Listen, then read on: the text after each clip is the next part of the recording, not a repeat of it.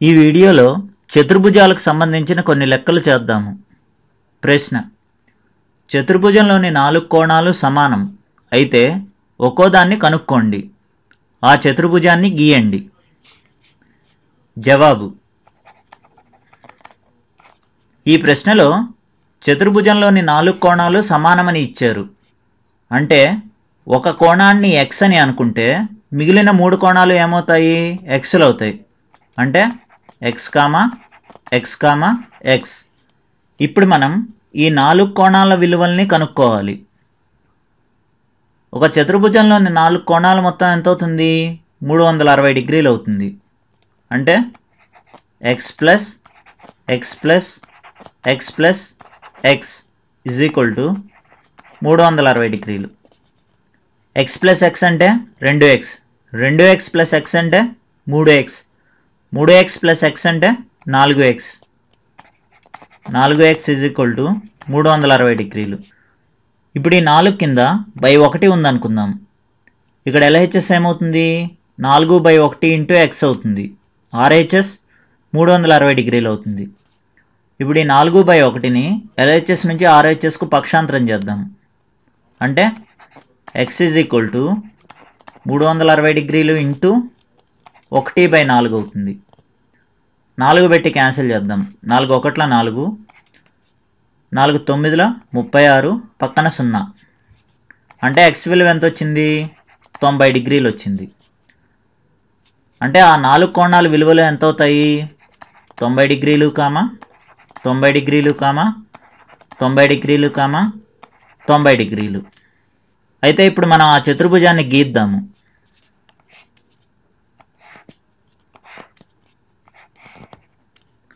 ఆ చతుర్భుజాన్ని ABCD అనుకుందాము.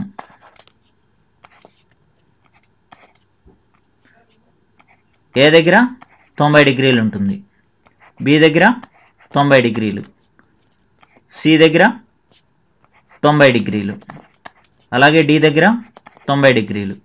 అంటే angle A is equal to angle B is equal to angle C is equal to angle D is equal to 90 డిగ్రీలు అవుతుంది. ఇదే మనకు కావాల్సిన జవాబు. ఇప్పుడు మరో ఉదాహరణను చూద్దాము. ప్రశ్న: ఒక చతుర్భుజంలోని కోణాలు x డిగ్రీలు, x ప్లస్ 10 డిగ్రీలు, x ప్లస్ 20 డిగ్రీలు, x ప్లస్ 30 డిగ్రీలు అయితే ఆ కోణాలను కనుక్కోండి. జవాబు: ఈ ప్రశ్నలో చతుర్భుజంలోని కోణాలు x డిగ్రీలు, x ప్లస్ 10 డిగ్రీలు, x ప్లస్ 20 డిగ్రీలు, x ప్లస్ 30 డిగ్రీలని ఇచ్చారు. ఇప్పుడు మనం ఈ 4 కోణాల యొక్క విలువల్ని కనుక్కోవాలి. ఒక చతుర్భుజంలో 4 కోణాల మొత్తం ఎంత అవుతుంది? 360 డిగ్రీలు అవుతుంది. అంటే x డిగ్రీలు ప్లస్ x ప్లస్ 10 డిగ్రీలు ప్లస్ x ప్లస్ 20 డిగ్రీలు ప్లస్ x ప్లస్ 30 డిగ్రీలు ఈజ్ ఈక్వల్ టు 360 డిగ్రీలు. ఇప్పుడు xలన్నిటినీ ఓ దగ్గర రాద్దాము. x plus x plus x plus x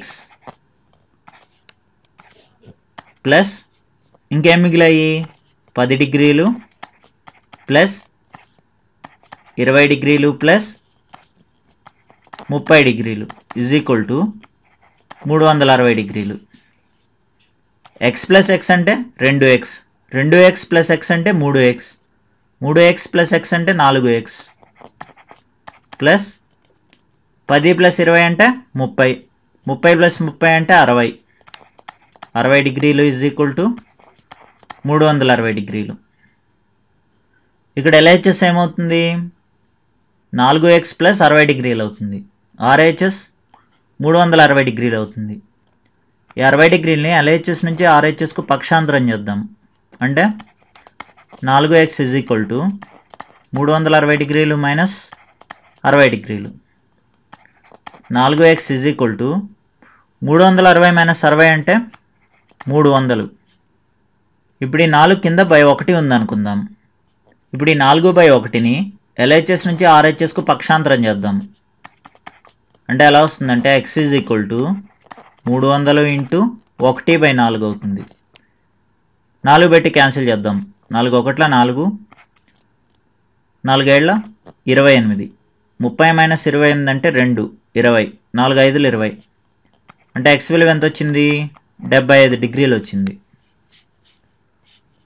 మొదటి కోణం ఏంటి?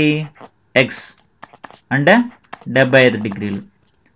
రెండో కోణం x ప్లస్ 10 డిగ్రీలు అంటే 75 ప్లస్ 10 అంటే దాని విలువ 85 డిగ్రీలు.